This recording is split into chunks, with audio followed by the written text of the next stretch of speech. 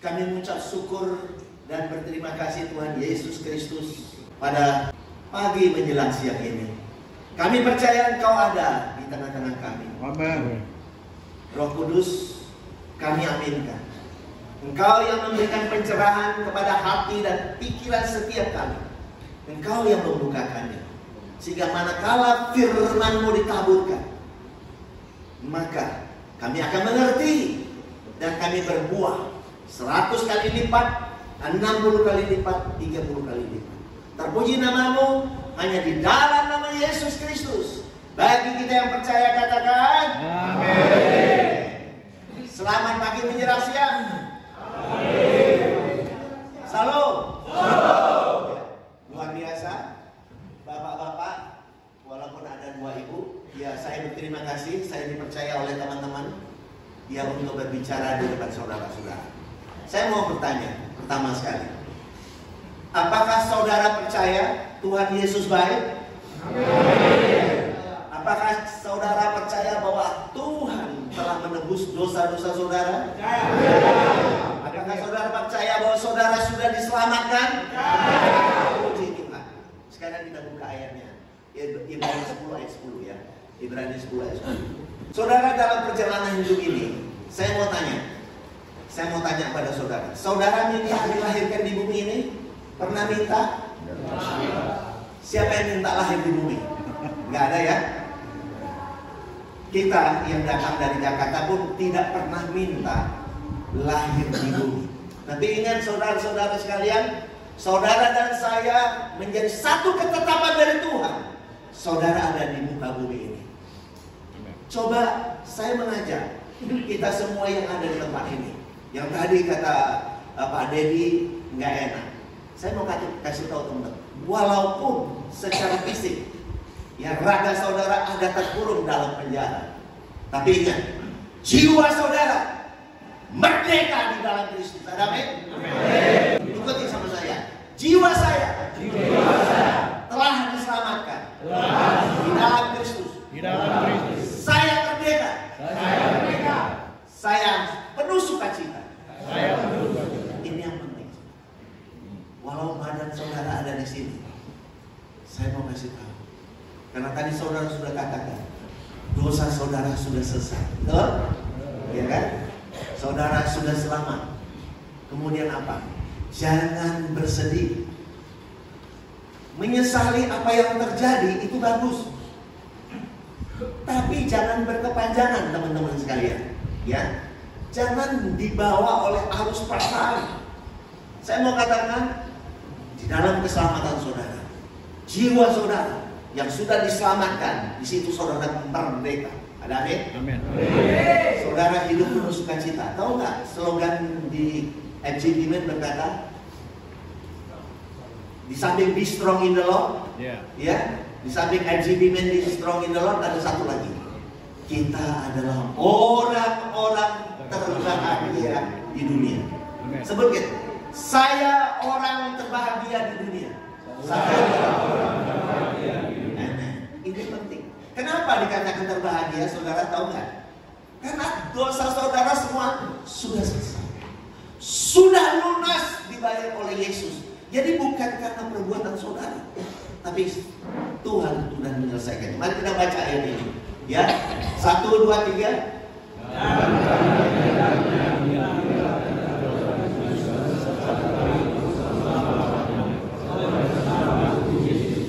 Jadi, dan karena kehendaknya. Jadi karena kehendaknya inilah, karena kasihnya, saudara dan saya, siapapun kita, keluarga kita sebetulnya juga telah dikuduskan 1 kali untuk selama-lamanya. Yesus mati di kayu salib, Bapak Ibu. Untuk siapa? Untuk dosa-dosa dunia. Ada amin? Nah, inilah yang perlu saudara kabarkan manakala saudara keluar. Nah, di dalam pun saudara saling sharing bahwa dosa saudara sudah selesai. Ya, dosa saudara sudah selesai. Jadi dosa keluarga kita pun semua sudah selesai. Cuma, nah ini yang saudara perlu paham. Banyak di luar sana orang tidak mengerti bahwa dosanya sudah selesai. Ini penting. Waktu saudara mengerti bahwa dosa saudara sudah selesai, dan saudara hidup di dalam dia, dan dia hidup di dalam saudara, pikiran saudara akan diubahkan, jiwa saudara akan bersuka cita, hidup saudara akan berubah. Percaya? Ya, ini penting sekali loh. Ya, ini penting sekali. Jadi saudara tangkap ini kebenaran firman ini, ya, bahwa saudara sudah ditebus, sudah selesai. Coba Roma 8 ayat 1 dan 2. Roma 8 ayat 1 dan 2. Nah, 1, 2, 3. Tidak ada penghukuman, ya, bagi orang yang ada di dalam Yesus Kristus. Oke? Jadi bagi siapa yang ada di dalam Kristus tidak akan mendapat hukuman. Ada amin? Amin. Kemudian karena hukum roh, jadi roh yang telah memberi hidup, ya, roh yang memberi hidup telah apa? Memerdekakan kamu dalam Kristus dari apa? Hukum dosa dan hukum maut. Luar biasa kan, saudaraku? Jadi saudara dan saya, kita semua telah dibebaskan dari hukum dosa dan hukum maut. Ada amin? Amin. Itulah sebabnya orang full gospel menyatakan dirinya orang-orang terbahagia di dunia.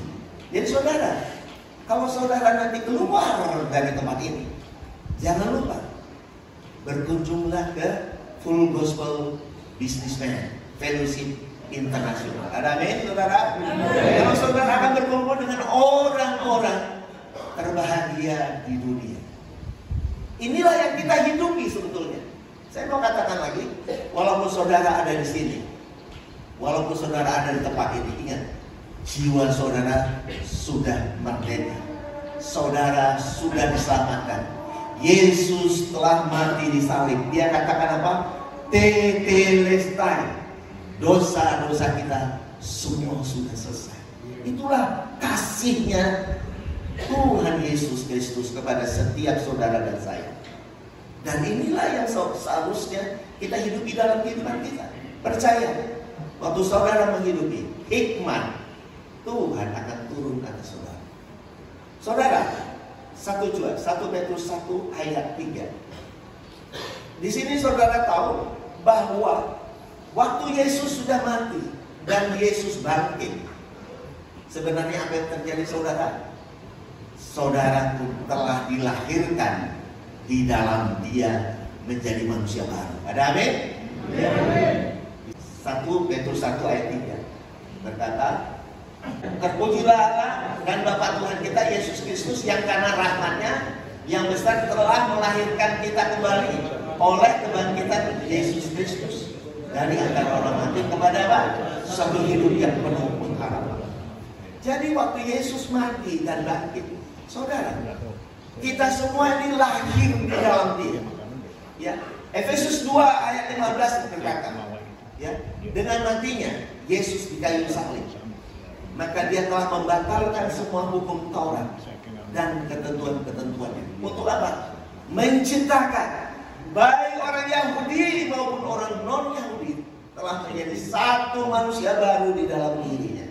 Pertanyaannya, apakah saudara menyadari, mengerti, menghidupi identitas baru saudara? Yaitu saudara telah menjadi manusia baru di dalam Dia. Ada amin? Manusia baru di dalam Kristus inilah yang dikatakan di kitab Kejadian 1 ayat 26. Marilah kita menjadikan manusia segambar dan serupa dengan kita. Kita ini, ya, telah segambar dan serupa dengan Kristus. Bukan fisik kita, ya, tapi manusia baru kita. Kita telah menjadi manusia baru, manusia spiritual, manusia roh yang hidup di dalam Kristus Allah yang roh. Ada amin? Efesus 1 ayat 4 berkata, di dalam Dia, di dalam Kristus, saudara telah dipilih. Walaupun saudara ada di sini, puji syukur, saudara telah dipilih untuk diciptakan menjadi kudus, tak bercacat celah. Ada amin? Puji Tuhan. Saya telah disiptakan di dalam Kristus untuk menjadi kudus, tak bercacat celah. Saya bukakan Efesus 2 ayat 10. Perhatikan ini baik-baik. Efesus 2 ayat 10. Tolong ditayangkan yang agak besar biar sama-sama dibaca. Sama-sama kita baca. 1, 2, 3.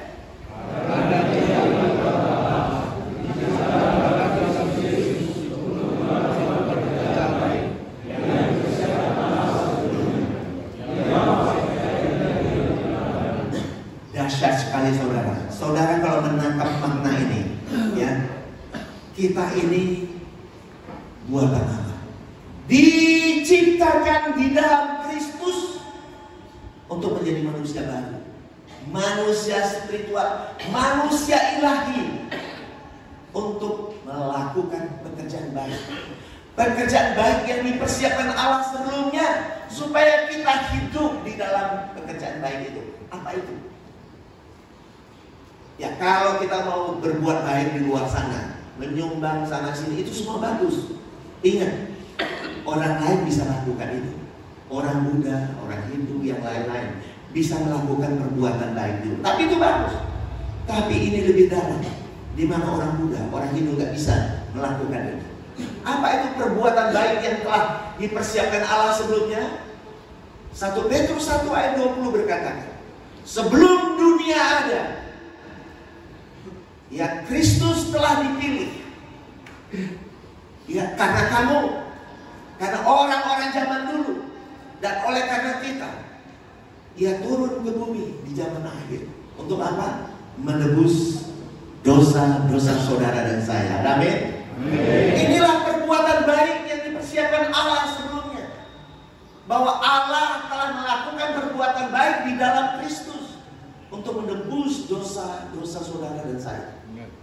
Dan Dia mau kita hidup di dalamnya. Dia mau kita hidup di dalam Kristus itu, mengenal Dia lebih dalam. Karena Hosea berkata, umatku binasa manakala tidak mengenal Allah. Saudara mengenal Kristus? Manakala saudara mengenal Kristus sebagai Tuhan dan Juru Selamat. Coba buka Roma 10 ayat 9-10. Roma 10 ayat 9-10. Ya, ini penting sekali. 1, 2, 3. Sebab jika kamu mengaku dengan mulutmu bahwa Yesus adalah Tuhan dan percaya dalam hatimu bahwa Allah telah membangkitkan Dia dari antara orang mati, maka kamu akan diselamatkan. Ayat 10.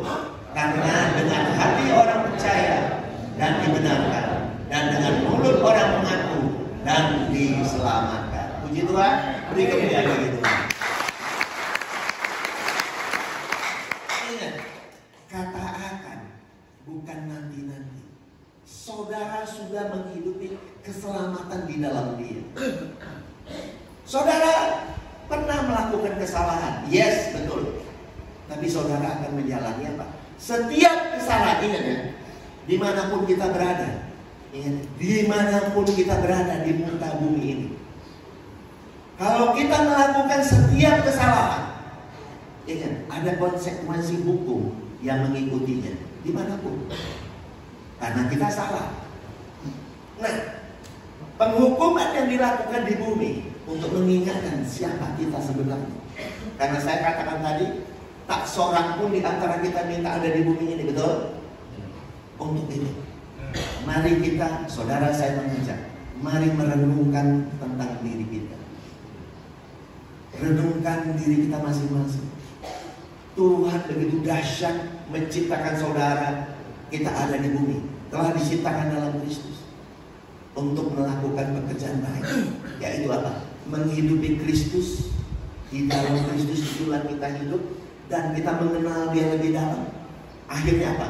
Dalam kehidupan saudara, hendaklah dalam hidupmu, ya, Filipi 2 ayat 5 berkata, hendaklah dalam hidupmu bersama mengenakan pikiran dan perasaan juga yang ada pada Kristus. Dan di ayat 12 ini yang dikatakan, Kita harus memperjuangkan keselamatan kita. Artinya apa? Bukan memperjuangkan bagaimana artinya. Stay in Christ. Percaya padanya, hidup di dalam Dia, dan menceritakan tentang Dia. Menjadi kesaksian bagi banyak orang bahwa Kristus adalah Tuhan yang baik. Amin. Tuhan yang telah menebus dosa-dosa umat manusia. Di luar sana saya kasih tahu teman-teman, banyak orang tidak mengerti bahwa dosanya sudah diselesaikan. Mereka beranggapan dengan perbuatan mereka, dosa mereka dikurangi. Gak bisa. Dosa sudah selesai, amin. Nah, maka untuk mengakhiri sampai berapa menit? 10 menit lagi. Stop 10 minutes more. Masih cukup waktu. Masih mau mendengar saudaraku? Masih ada 10 menit. Jadi saudara, ini penting. Coba tolong buka Kolose 1 ayat 27. Ini penting sekali teman-teman sekalian. Waktu saudara menangkap ini, ya Kolose 1 ayat 27. Mari, inilah rahasia terbesar di tengah bangsa-bangsa. Nah ini ya, ayat 27 ya. Kepada mereka apa? Allah mau memberitahukan betapa kaya dan mulianya rahasia itu di antara apa? Bangsa-bangsa lainnya. Itu apa? Kristus ada di tengah-tengah kamu. Kristus yang adalah pengharapan dan kemuliaan. Saudara, ingat ayat ini ditulis, diperkatakan oleh Paulus antara tahun 50-an 60-an. Karena Paulus meninggal dunia di sekitar tahun 67 kan, di tahun sekitar 67 Masehi. Di situ dia meninggal dunia. Dia katakan ayat ini. Jadi rahasia di tengah bangsa-bangsa dari sejak zaman dulu sampai sekarang ini. Ternyata apa? Kristus ada di tengah-tengah saudara dan saya. Ada amin? Dalam bahasa Inggrisnya dikatakan Christ in you, the hope of glory. Kalau saya katakan Christ in you, jawabnya the hope of glory. Nah, nanti saudara bilang the hope of glory, saya jawab Christ in you. Christ in you, the hope of glory. Puji Tuhan. Berikutnya lagi.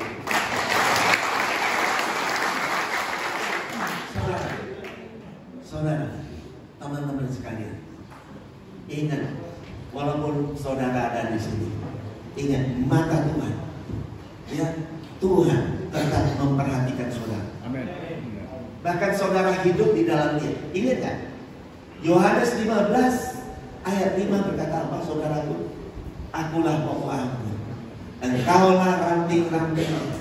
Kalau engkau ada di dalam aku dan aku ada di dalam engkau, engkau berbuah banyak. Di luar Kristus, saudara dan saya tidak bisa berbuat apa-apa. So, mari camkan di dalam hati saudara dan saya, kita ada di dalam Dia. Dia ada di dalam kita. Hidupilah. Inilah perbuatan baik. Menghidupi Kristus dalam hidup. Inilah perbuatan baik. Ingat, penyembahan yang Tuhan mau. Bagaimana? Coba ada yang bisa. Tuhan mau kita menyembah Dia bagaimana, teman-teman? Dalam apa? Dalam roh dan kebenaran. Inilah Dia ngomong sama wanita Samaria itu. Jangan lagi engkau menyembah di gunung itu, dan jangan juga engkau menyembah di Yerusalem. Karena Allah itu roh. Ya, sembahlah Dia dalam roh dan kebenaran. Kuis kebenaran. Kebenaran itu adalah Kristus itu sendiri. So, Tuhan Yesus Kristus ada di mana saudara? Ada di mana? Ada di dalam hidup saudara. Karena saudara sejak bait Allah hancur di tahun 70 di kota Yerusalem, Dia telah bersemayam di dalam hidup saudara dan saya. Ada amin? Saudara dan saya, kita telah menjadi bait suci Allah yang kudus dalam roh. Ada amin? Jadi ingat saudara. Jadi ingat, kalau dikatakan menyembah Allah dalam roh dan kebenaran, artinya apa saudara? Setiap tarikan nafas saudara, saya mau katakan setiap tarikan nafas kita, dari pagi, siang, malam, berangsur, itu kita mengucap syukur di dalam Dia. Dan menyembah dalam roh dan kebenaran itu seperti itu. Kalau saudara sadar, kita sadar, ini yang kita hidupi, apakah kita akan menjadi penjahat, teman-teman sekalian? Kalau kita memiliki relasi dalam roh dan kebenaran, apakah kita akan jahat? Tidak. Coba buka lagi Galatia ini ya. Galatia 2 ayat 9-10. Saudara, ini penting sekali. Ini ayat ini sangat esensi untuk saudara pahami, hidupi, dan sharingkan kepada banyak orang lain di luar sana. Ya, Galatia 2 ayat 19-20. Ini esensi di dalam kehidupan saudara dan saya, di dalam kehidupan kita. Kalau kita mengerti ayat ini, kita hidupi ayat ini, maka kita akan luar biasa dalam hidup. Amin. Nah, mari kita baca ayat 19. Sebab aku telah mati oleh hukum Taurat untuk hukum Taurat, supaya aku hidup untuk Allah. Aku telah disalibkan bersama dengan Kristus. Sekarang apa? Ya. Namun aku hidup, ya. Tetapi bukan lagi aku yang hidup sendiri, ya sendiri yang hidup. Melainkan apa? Kristus yang hidup di dalam aku. Dan hidupku yang kuhidupi sekarang di dalam daging adalah hidup oleh iman dalam Anak Allah yang telah mengasihi aku dan menyerahkan dirinya. Saudara, ingat, Paulus mengingatkan kita semua bahwa dia, katakan dia telah mati. Kita juga, mari sama-sama katakan sama saya. Aku telah mati bersama Kristus di kayu salib. Aku hidup bagi Allah. Namun bukan aku sendiri yang hidup, melainkan siapa? Kristus yang hidup di dalam aku. Dan hidup yang kuhidupi dalam daging, ikuti saya. Dan hidup yang kuhidupi di dalam daging, hidup oleh iman siapa? Oleh iman dalam Kristus Yesus. Bukan iman saudara, bukan iman kita. Ingat, iman dalam Kristus Yesus yang telah mengasihi saudara, telah menyatakan, telah memberikan hidupnya bagi saudara dan saya. Amin. Beri kemuliaan bagi kita. Saudara, saya mau katakan begini. Manakala di setiap langkah saudara, di setiap saudara menarik nafas saudara, waktu saudara menangkap, yang hidup bukan saudara lagi, tetapi siapa yang hidup? Kristus yang hidup dalam saudara. Camkan ini baik-baik, sahabat-sahabat sekalian. Kami yang datang dari Jakarta juga memiliki hati yang sangat mengasihi. Kristus mengasihi saudara, kita juga mengasihi saudara. Amin. Ya. Saudara pun mengasihi diri sendiri dan akan mengasihi orang-orang lain. Amin. Mari, berita hari ini yang kita dengarkan, bukan aku lagi yang hidup, ya, sama-sama kan? Bukan lagi aku yang hidup, bukan aku lagi yang hidup, melainkan Kristus yang hidup dalam aku. Melainkan Kristus yang hidup dalam aku. Dan hidup yang kuhidupi sekarang, Dan hidup yang kuhidupi sekarang, hidup oleh iman, hidup oleh iman dalam Kristus Yesus, dalam Kristus yang telah mengasihi aku dan telah menyerahkan dirinya bagiku. Amin, saudaraku. Mari kita tundukkan kepala kita. Tuhan Yesus Kristus, kami telah mendengarkan kebenaran firman-Mu. Engkau yang melihat hati setiap sahabat-sahabat yang ada di tempat ini. Apapun yang menjadi pergumulan mereka, apapun yang menjadi pemikiran mereka, Tuhan, hari ini kami telah mendengarkan kebenaran firman-Mu, Tuhan. Bahwa kami telah Engkau tebus satu kali untuk selama-lamanya. Kami telah dikuduskan di dalam Kristus. Kami buatan Allah yang telah diciptakan di dalam Kristus, menjadi manusia baru, manusia ilahi, manusia spiritual. Inilah identitas yang dimengerti oleh kami saat ini, Tuhan. Kami semua, sahabat-sahabat semua, ingat, saudara memiliki identitas baru dalam hidup saudara. Saudara telah menjadi manusia yang segambar dan sepeta dengan Kristus. Saudara telah menjadi manusia roh yang hidup di dalam Kristus Allah yang roh. Dan Filipi 2 ayat 13 katakan, Allah lah, Kristuslah yang melakukannya, baik kemauan maupun perbuatan, sesuai kerelaannya, melalui saudara dan saya. Tuhan, ini semua sahabat-sahabat yang ada di lapas ini, kami mau serahkan mereka sepenuhnya di dalam tangan pengasihan saja, Tuhan. Kami juga berdoa untuk semua pengurus, semua anggota, semua pejabat yang ada di lapas ini, yang membina sahabat-sahabat kami. Beri mereka kekuatan dan kesehatan, Tuhan, dalam hidup ini. Berkati keluarga mereka, juga khususnya semua sahabat-sahabat yang hadir saat ini. Tuhan, hari ini kami telah memiliki hati-Mu. Hati-Mu menjadi hati kami semua, Tuhan. Hidup kami bukan kami lagi, tapi Kristus yang hidup di dalam kami. Tuhan, ini kami. Pakai kami seluruh rencana-Mu di dalam setiap langkah kehidupan kami, hari ini dan sampai ke depan. Pakai kami, Tuhan. Apa yang menjadi rencana-Mu? Kami siap melakukan yang terbaik bagi kerajaan-Mu, Tuhan.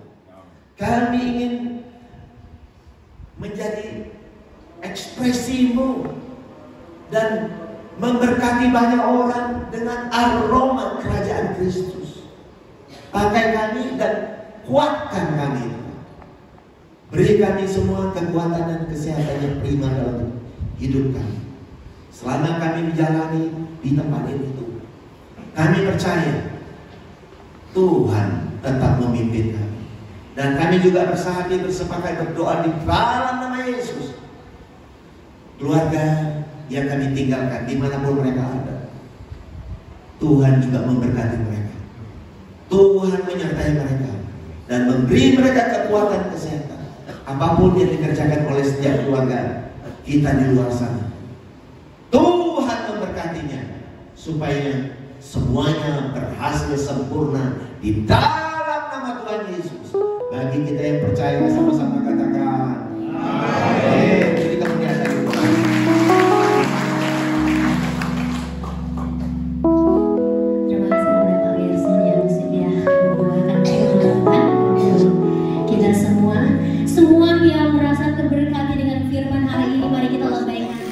terima kasih atensinya. Sampai jumpa di lain kesempatan. See you. Bye-bye.